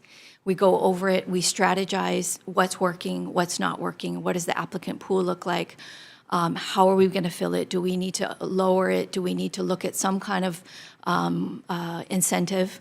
And so we are trying to fill every vacancy. I can tell you that for sure. There's not a vacancy that Indy heard that we're like, no, not right now. All of them are being actively recruited, and every manager has a plan. Either they're working on a list, or they're working with. We've done some advertising with our local SHRM office. We've done advertising on our compensation industry experts. We've tried to leave no stone unturned to fill jobs. But I'll talk in just a moment about the retention, because I do have a slide that speaks to that. Sounds Can I good. ask one more question? Yes, please Sorry, go ahead. since you mentioned the IVA, the internal vacancy announcement process, I mean, back when I was with the department, it was, of course, you always want, employees to have like upward mobility, continue to move up the ranks. But the challenge there was that, you might be able to fill one position, but then you're leaving another one vacant, so the net effect is zero. How do you handle or balance that tension there? It's, I feel strongly that we need to provide promotional opportunities for our current employees. So it's just, it can cause delays, depending upon the type of job too, and whether it's a series where there are a lot of vacancies. I know when I was at Department of Human Services, we have eligibility workers across the state. So rather than post each and every individual vacancy, they would, every 6 months or so, ask, and I think they can apply at any point in time. Any eligibility worker that wants to move or wants a promotion, they can apply and be on sort of a special list where they can consider those individuals at any point in time. So there are some tools that could be employed, I think, to sort of speed up that process. Departments may also, if they just recruited for that series and there were no takers, they could consider, bypassing the internal recruitment if there was no interest and they just recently recruited for it. So, but I think there still is advantage to making it available to internal employees first. We want to make sure that we take care of our current staff first. Thank you, Chair. Yeah, thank you. Committee members, any further questions? If not, Chair Matayoshi. This is why you never ask just one more question. Always leave it open. And I've also never heard a department turn down money, so you guys are very consistent. I kind of wanted to follow up on what Chair Garrett's question was too, because it kind of occurred to me. I mean, I know we had talked before about how departments are hiring internally first, so they do a recruitment process purely internally, not open to the public. If they do find someone internally, that person will get promoted into that position or move into that position, and then they'll have another vacancy. Then they'll have to do the same process over again. And it kind of, I would assume, creates a bit of a ripple effect sometimes, where they're constantly opening up vacancies by filling vacancies, and therefore that vacancy count number doesn't really change. But to go through that whole process just to get one more person net on board on the state, it seems a bit excessive. I'm wondering, A, whether it's fair to not open a position publicly if a position is open, and B, I guess whether, well, I mean, let's start with that one first. I mean, is it fair if a position opens up that the public is not, for a civil service position, a public position, is it fair that the public is not allowed to apply for that position? I believe so. I don't believe that violates any requirement. No. Maybe not a requirement, but I mean, do you think that's fair? I think it's fair. Okay, because I mean, I think if I was a person in the private sector and I could come into government at a higher level position, but those positions are never open because they're constantly being filled with people internally only, not only would the state be possibly losing out on highly qualified candidates that want to come into government, but also it's kind of creating a ripple effect and more work for a department, whereas if you just plugged someone in there from a private sector that might be more highly qualified, that would be it. No, I'm not saying that the internal people shouldn't be able to apply. Obviously, they should be able to apply, but why not have just one recruiting process for a position that's open to the public? Why are we keeping the public out of this process? I'm not sure that I can answer that question succinctly. I don't think this is atypical of any employer who looks to their current workforce to fill opportunities. It's not to say that a department can't fill, and I think you see this most oftentimes at the managerial ranks, not so often at the staff level or below, but at the managerial ranks, oftentimes we see departments who will do both processes concurrently. So they will do an internal recruitment concurrent with an external recruitment. But we also don't want to advertise a job externally when we're pretty confident we're going to fill it internally, because that's, I think, more frustrating, or would be more frustrating to the public if they really don't have a legitimate shot at the job, because we see this, we're really happy with, say, a branch chief, and we feel like they're ready for the next step, which would be a division chief, and that's a natural progression. And I think the civil service statute also talks about providing a career ladder. So I don't believe that violates anything, and I wouldn't want to frustrate an applicant by advertising an opportunity that doesn't really exist. Well, I want to be real careful there, because what it sounds like is we're not opening it up because we've pre-selected the person to meet that, to basically be put in that job, which I know is not what you're saying, but it's starting to smell like it, which is not great. If we are so sure that a person is qualified that we don't even need to take other applicants, I mean, that is kind of the antithesis of what we should be doing in government. And also, you said that other employers do it. I'm assuming you mean in the private sector. Mm-hmm. They can do whatever they want. I mean, that's the private sector. This isn't a government job paid for by tax dollars. I mean, I think that the government needs to be more equitable in its hiring practices, quite frankly. I'm a little, and bad on me for not bringing this up earlier, but now that I'm thinking about it, it strikes me as rather unfair that a government position, a public service position, is not open to the public. And the reasoning is that we have someone internally that we want to hire so badly that we will basically bypass or cut short or squeeze the recruiting opportunity or the employment opportunity, application opportunity, to allow just internally people to apply because we kind of have someone in mind already. I think that would violate the law. Okay, that's not what I meant. Yeah, I know, but it's starting to head that direction, which is I think what we're concerning. looking at is we're looking to our own employees.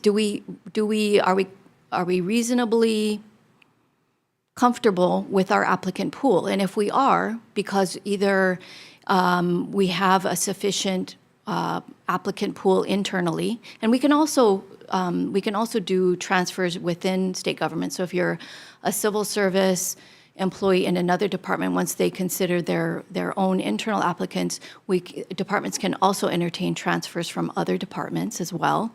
So I believe that there's justification for considering the applicant pool first. It's no guarantee that you're going to hire an internal candidate, but if you're reasonably assured that you have the kind of expertise, you have the capable, qualified, experienced workforce who's successful in their current job, then why would you not consider them or give them an opportunity for the promotion? No, we should, absolutely. They should be interviewed like everyone else, and if they're that qualified for it, they'll get the job.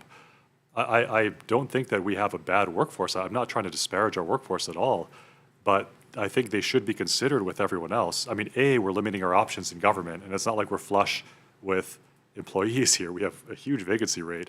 So if nothing else, you're getting someone at the door and getting their information in NeoGov so you can offer them other positions.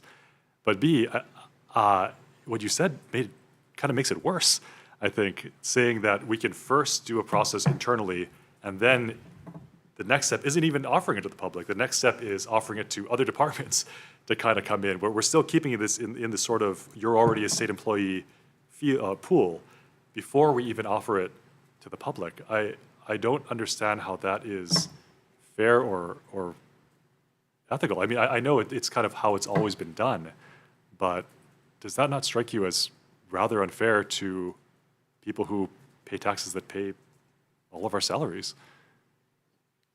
Well, at some point in time, once the ripple effect occurs, right, there is an opportunity for the public to come in. There are many opportunities. Right, but There's that- about that- 4,000 that'll happen after it opportunities. ripples all the way down. I mean, we're Right. not getting the top positions that for the applicants to come in here. I mean, that's worse. I think, right? It's like saying you can't. The CEO position will never be available because we're always going to promote internally. But if you want to apply for the mailroom, that's totally fine. I mean, that's not how we get good employees, and that's not how we get good applicants into government. Well, that's how we provide promotional opportunities and a career ladder, which is in our Right, civil but they can still civil apply. service law. I'm not saying we only hire externally. That would be just as wrong. And Maybe I'm also not maybe saying that worse. they have to be hired. They just are considered. So a But we're department not even may, considering anyone else, right? That's hard. They're not even competing against the public. Why not? Why shouldn't they compete against the public? Why shouldn't everyone compete against each other for a job? I believe the way that we're doing it is more efficient because we are able to fill vacancies readily from our own resources before we have to resort to filling it externally. Well, I think if we're going for efficiency, we've got a number of things that don't really fly that I've suggested in the past, and maybe they don't fly for good reason.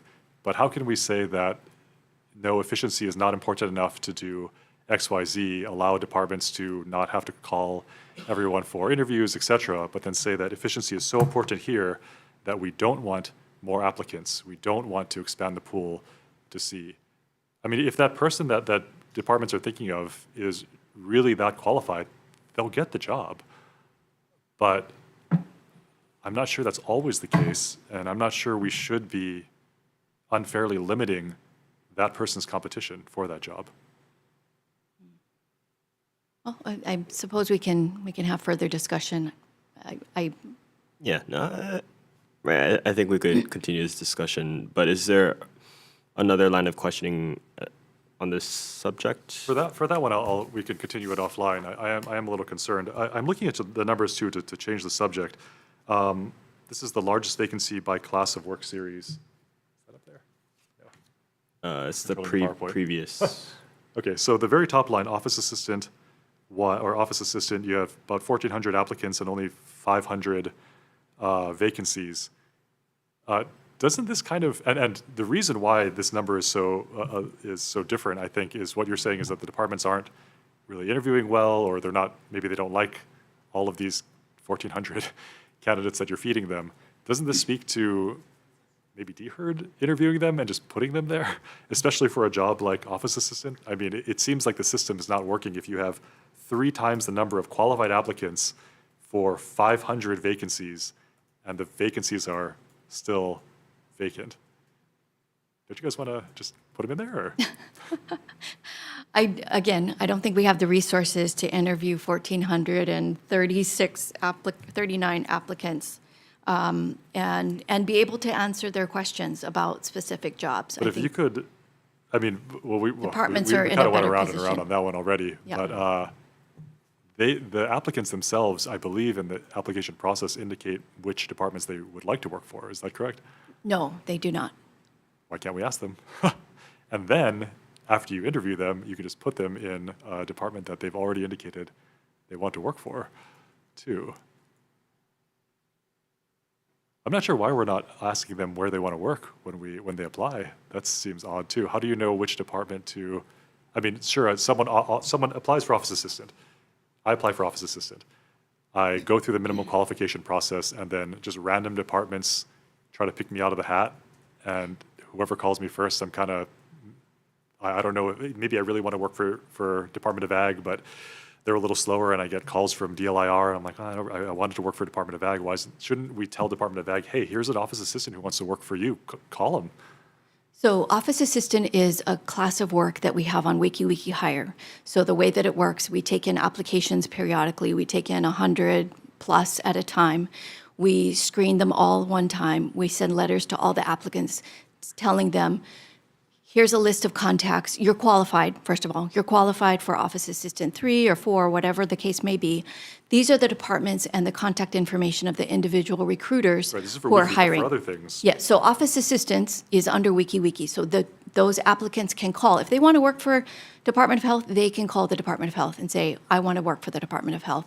I would like to schedule an interview. And they can do that. And Department of Health can also call all the applicants on the list and try to schedule interviews as well. So some particular jobs, for example, on the list, adult corrections officer recruit. Obviously, that's only at DCR. So, right, so everybody who applies for that knows they'll be working at DCR. There are some advantages and some disadvantages to having having applicants identify which department. First of all, when we conduct a recruitment, it may be, say, Department of Tax, who at that point in time is recruiting for Accountant 3. So it lists the vacancy either, or maybe there's 2 departments. Let's use 2 departments, Department of Tax and Department of Land and Natural Resources. So we ask the applicants, do you want to work at tax or do you want to work at land? And then they click. But what if tomorrow we get a requisition from the Department of Health that says, we also need Accountant 3. Well, we've only asked those applicants to identify 2. Why restrict it to those 2? Give them all. And then you can say like, oh, well, they selected 7, but only 2 are looking right now. But then you'll have their information. Why restrict them? If an applicant then says, I want to work for Human Services, and Human Services never has a vacancy for Accountant 3, then Well, they're going to sit there That saves you a lot idle. of problem, right? Because then you don't have to go through that whole thing with them and offer them to other people who they don't even want to work for them. Well, they Seems can like a lot of tell, work for you they guys. can tell the department. I believe it's better for us to send all the names to all the departments that are recruiting, because oftentimes an applicant doesn't know. They're not familiar with all of our departments. And there are some departments which have greater challenges, like DCR. That's But a are all these guys challenging. actually calling them? Because I mean, in a perfect world, if every department called every single applicant and talked to them and said, hey, come work at DLR or whatnot, that clearly that's not happening though, right? I mean, we can at least admit that. I don't know. Not that every they're calling. department is calling every applicant. Probably not every office Okay. assistant. So in that case, why not get why not just ask them? They're not getting this whole wide spectrum of information from every department and then deciding anyway. What they're probably getting is the couple of departments that have time to call them or decided to call. I mean, it doesn't make a lot of sense. I don't see the disadvantage to it. Also, I mean, if this number is constantly like this, where we have 3 times the number of qualified applicants, it seems like, I don't know, it seems like a lot of work for you guys, because you're going through this wiki process, you're doing all the minimum qualification review for all of these applicants constantly churning through DHERD, but you're not willing to just interview them and put them there, and instead you're willing to just let it linger at 500 openings, that it seems like more work for you guys to just constantly review these applications over and over rather than to just interview them and stick them in there and reduce this vacancy count significantly. How long does it take for an interview versus minimum qualification examination? That's hard to say. I mean, that's a huge time. How long does it- Probably how long does it 45 typ- minutes to an hour at least, For an interview? I would say typically. Okay, and then how Right. long does it take you folks to do like a minimum qualification for an office assistant? Probably a few minutes each. Okay, I think Okay. the So minimum maybe the qualification time doesn't requirement is work out, maybe but- a year of experience. It's a fairly straightforward and easy class to screen. okay. So maybe the timing doesn't work out there then. I still think you should do it though, but we'll talk later. Okay. Sorry, I have one more question, Chair. Sure. Sorry, I know I said I wouldn't ask that.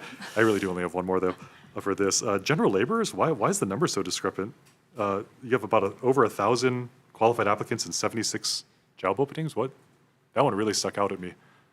I don't know specifically where those 62 vacancies are. A general laborer is one that I believe has no specific minimum qualification requirement. Okay. It's individuals who are involved in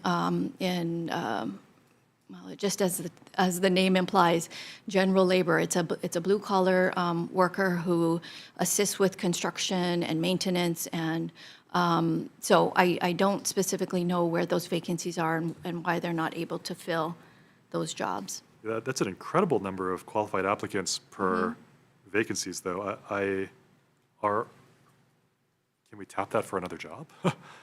Or are there any other, I know general labor is kind of zero minimum qualifications, but it just seems like a lot of people want to work for the state, and we have no jobs for them, really no jobs for them for that. Has there been any effort to reach into that pool to see if they want to weed whack? Because Kahiki Lehigh could use some. That's maybe. actually groundskeep. The groundskeepers are the ones that do the weed whacking. But we can take a look at it and see where the vacancies are and work with those departments if they're having particular challenges. Well, and filling the those. applicant pool too. I mean, that's an incredible number. It's almost as high as office assistant, but the number of openings are just nowhere near it. Right, right. Anyway, I just wouldn't mind more investigation into that. Okay. Just let me know. Thank you, Sure. Chair. All right, let's move on then to the last subject is the retention. The retention Okay. slides, please. Thank you. So I've just included one slide in terms of sort of a snapshot historically of our turnover. So the left side is moves out of a department, and this is for all departments combined. So you can see that kind of dark orangish at the top. That's the number of individuals who every year are discharged, either resignation, everything except for retirements. So those are the individuals that leave state government. So last year, that number was 759. The kind of brownish band underneath that is the annual number of retirements from civil service jobs. So that number hovers around between 300 to 400 to 500, close to 500 per year. So those are the individuals that we're looking to, that's the number that we're targeted to try to replace. So together we're looking at between 11 to 1,200 we know we're going to have in terms of attrition every year. The other colors are moves out of a department, so individuals transferring between departments. So like I mentioned, we do allow employees to transfer internally. And then the bottom part is moves within a department. So you can see there's about almost an equivalent number of moves in a department. And that's really important. We want to make sure that our team has upward mobility. And you can see that that's exceedingly popular. So, and that's part of my hesitation for upsetting that is because it does represent a lot of movement within our employee ranks. The right-hand side is now movements to fill a vacancy. So internally, that same number moves in the department, and then we're looking at new hires into the state. And what's promising is that that number is continuing to climb. Over the last, since 2021, when we came out of a hiring freeze, since then, we've been very good at adding to our total number of employees. And I think that will necessarily impact on the vacancy rate when we run the numbers come November. So there's a breakdown by individual department in the Act 57 report. And I should have mentioned earlier, the complete report as well as the workforce profile, they're both available on the DHERD website and historically. So you can go back and look at prior reports. They're all posted there. We've been doing the Act 57 report in its current form since about 2019. So you can see sort of the trends and historical information there. But I wanted to speak to the turnover because I think there's been some interest, and we haven't specifically talked about the turnover numbers. So the next slide, you can see fiscal year by fiscal year, the total number of retirements and terminations in comparison to our total employee account and what that turnover rate looks like. I think oftentimes the messaging is that state government is not good at retaining employees. And I would tell you that the numbers don't support that narrative. We actually are very good at retaining our workforce. In terms of our comparables statewide, we have access to data from the Hawaii Employers Council, which we are a member of, and statewide, all industries, the turnover rate is closer to 15.5%. So in comparison, we do very well, actually, with retaining our employees. And I think part of that is because we do offer promotional opportunities. We do want our employees to grow in state government. We do want to keep them and have them advance and move up and use and grow in the position. If they felt that there was this glass ceiling and we're bringing everybody into management from outside, that would have a chilling effect. They would feel like, I need to go to the private sector to advance, and we don't want that to be the messaging. Again, we're highlighting the total number of employees that we've increased. Just in the last year is close to 600. I have one more slide. This is just a department by department comparison in terms of the turnover rate. So you can see where we do have some challenges. Those departments that are kind of above that median line and the ones that are sort of hovering around it and above. So we do have some work to do in certain areas. But overall, I think the message is that our turnover is pretty good. That is the last slide I have. So I'll stop there and ask if you have any questions around turnover. Yeah, thank you, Director.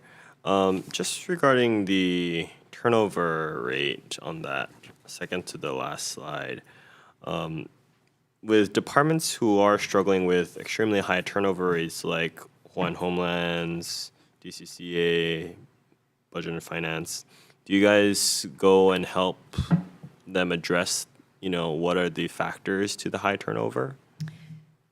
Or is that more of their kuleana? That's more their kuleana. Okay. Those are their own employees.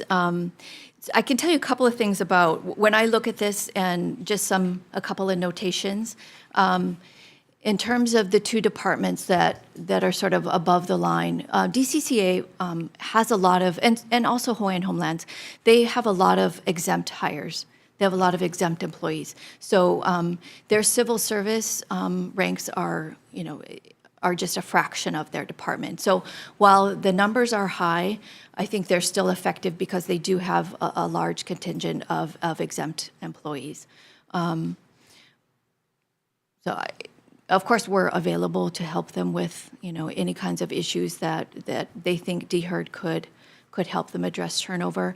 I don't believe we've necessarily had a candid discussion about this, but that's not to say that we can't moving forward. Okay, sure. And I just wanted to give the committee and testifiers notice too that we are past the 2-hour mark. So I just want to, respect everyone's time and certainly everyone's lunch break. So committee members, if you are asking questions and if testifiers you're answering questions, if you could just keep it succinct. So with that, committee members, any questions? Okay, Chair Matayoshi? I just wanted to make it clear that we'll talk about it more later, but I do want people to be promoted internally. It just seems odd that we're not offering it externally too. I don't want you to get the wrong impression. I definitely value our civil service employees. I want them to rise up. They're probably, honestly, the right people with the best application to be promoted into that position. It just seems like we're doing double work and creating kind of a ripple effect too, which is creating more work for everyone and maybe leading to higher vacancy rates. But thank you, Chair. I really appreciate you hosting this info briefing. And thank you very much to DHERD for all of your work, especially with the expanded NeoGov. Very excited to see that effectiveness happen. All right, no further questions?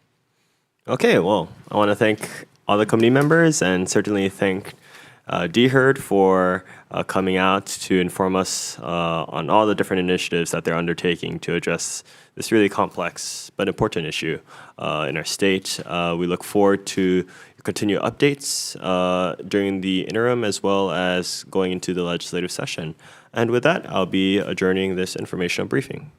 Thank We you. are adjourned.